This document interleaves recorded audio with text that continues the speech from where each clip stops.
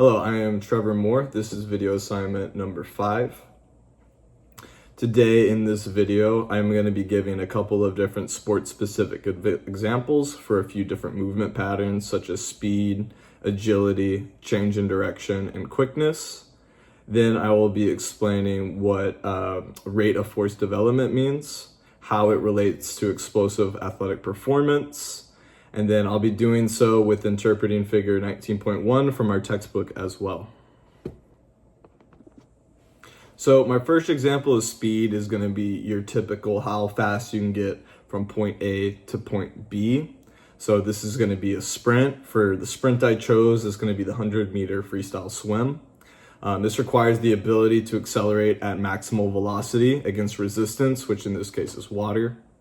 It combines explosive power, technical precision, and endurance in the water to achieve the fastest time possible. So again, this example is your typical race or a sprint, how quickly that you can accelerate at maximal velocity to try to get the best time possible in your race.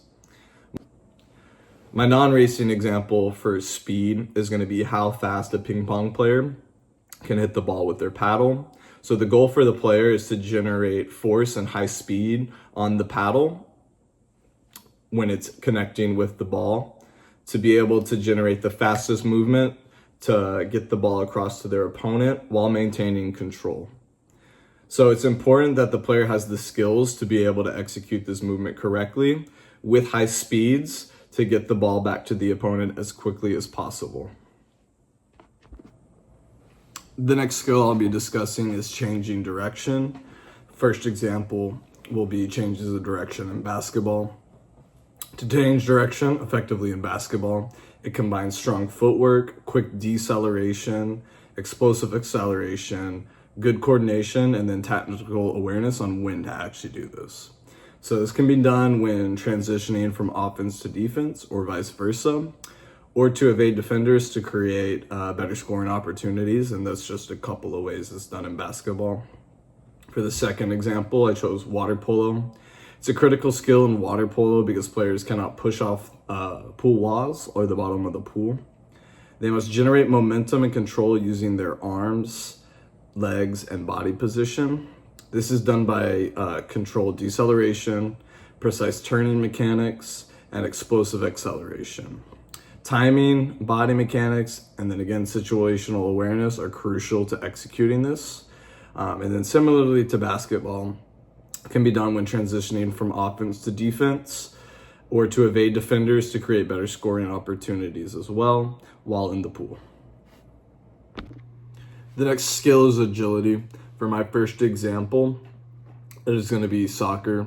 In soccer, agility is super important to move quickly and change direction with control, often in tight spaces.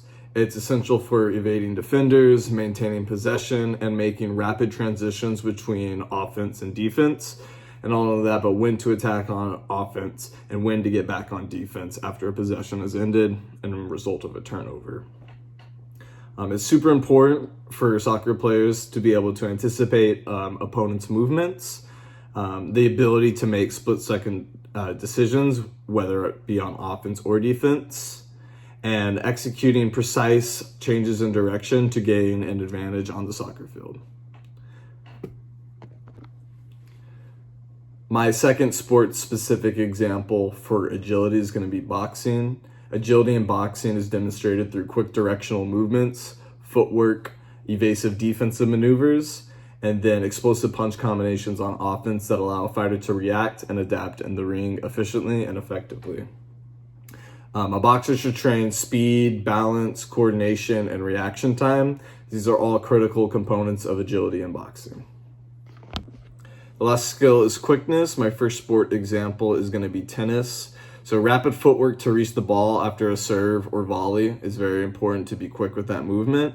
And then quick directional changes to cover the court efficiently, reaction time to the opponent's shot to adjust the movement or your stance.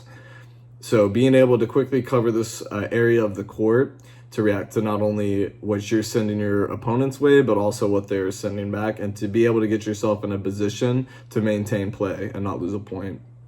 And then generally speaking, it's the ability to decelerate, accelerate, and change direction rapidly in a response to these game situations for these players. My last example for quickness is going to be in rugby.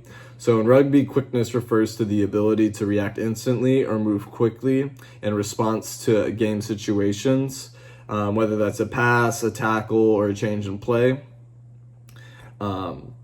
Super important for these rugby players to be able to react to a quick pass, sidestep a defender, closing down an attacking player, or responding to a loose ball.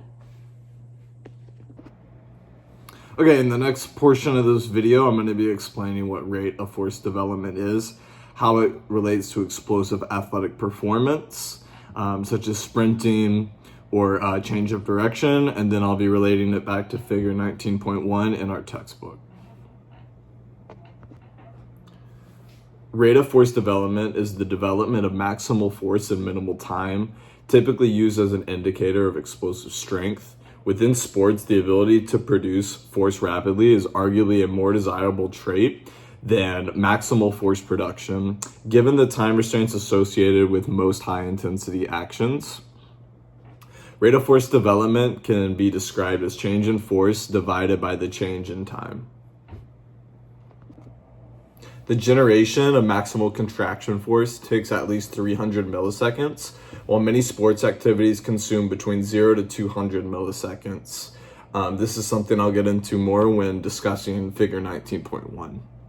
So while the ability to generate high levels of maximum force has been shown to improve performance in jump height and other athletic measures, most competitive scenarios do not occur within a time frame that allows an athlete to generate maximal force. So in sports settings where success is restricted to the timing of a movement, rate of force development is a more useful measure of an athlete's impulsive ability. The ability to accelerate a mass depends on change in velocity resulting from the application of an external force. So from a practical standpoint, an athlete wishing to achieve higher acceleration capabilities should apply forces at a greater rate and orient that force in the optimal direction. So with sprinting, it's a fast stretch shortening cycle movement. With this movement, durations last for about 80 to 90 milliseconds.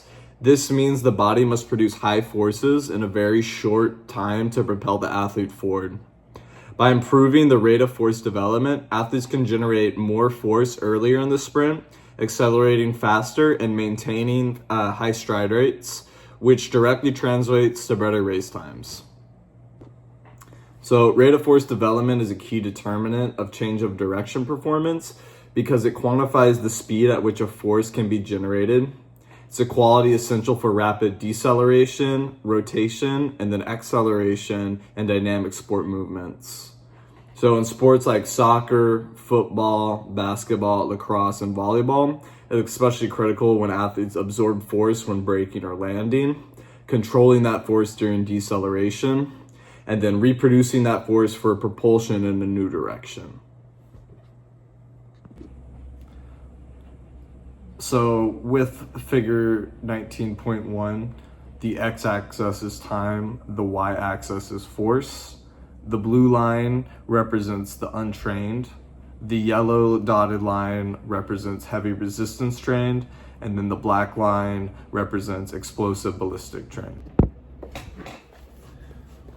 So this figure illustrates how different types of strength training affect force production over time. The main takeaway is that how quickly you produce force, so the rate of force development, is often more important than your absolute maximum strength during athletic movements because of the time it takes to reach that maximum strength. So the yellow curve eventually reaches the highest force, however, it takes longer to reach that force. The black curve rises much faster initially. Max strength is slightly lower, but it produces more force during the time that most sports movements actually allow for. And then the blue line shows the lowest maximum strength, the slowest force development, and the least force for every time point. So that concludes homework video assignment number 5. Thank you.